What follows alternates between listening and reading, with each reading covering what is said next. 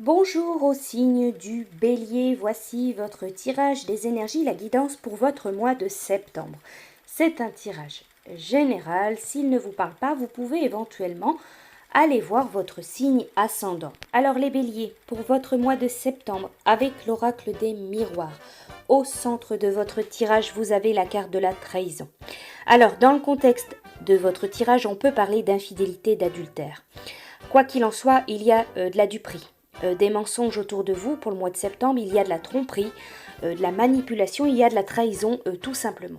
Vous avez aussi donc la carte de la sexualité qui va représenter donc tout ce qui est au niveau sexualité, des liaisons amoureuses, des liaisons extra-conjugales, ça représente aussi de la tentation, du désir, du plaisir charnel, ça représente le physique.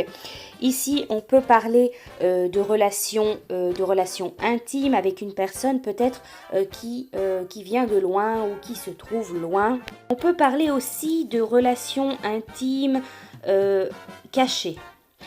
Voilà, de liaisons intimes cachées, voilà, quelque chose d'un peu secret. La carte de l'étranger, elle va représenter peut-être une personne qui est loin de vous, une personne qui est loin de vous mais qui vient vers vous, une personne d'un autre pays, une personne d'une autre région.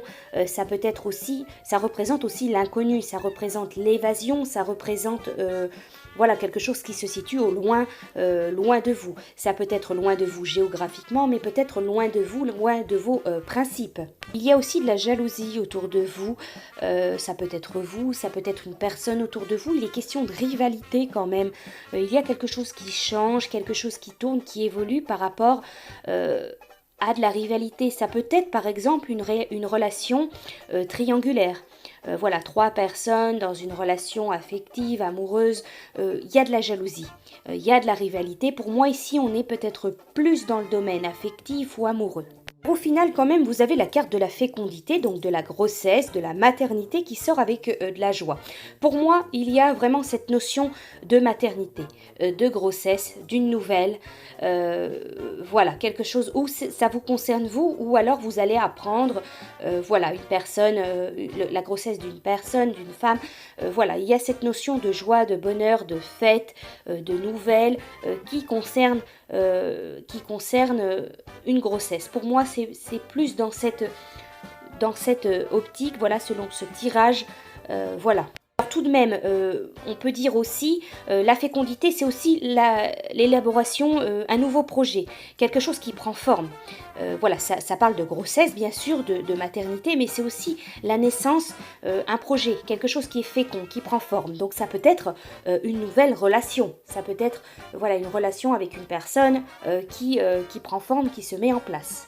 Alors attention tout de même, voilà cette notion de trahison autour de vous hein, pour le mois de septembre, voilà cette notion de manipulation, de duperie. Alors ensuite, avec l'oracle des messages de l'âme, la carte que j'ai sortie pour vous les béliers pour le mois de septembre, c'est la carte des étapes. L'amour que tu te portes, puis la sécurité intérieure que tu te crées et que tu t'apportes, entraîne la confiance et la joie. Ainsi tu n'as plus peur de ce qui se passe autour de toi. Tu vis, navigues au calme malgré la tempête dehors.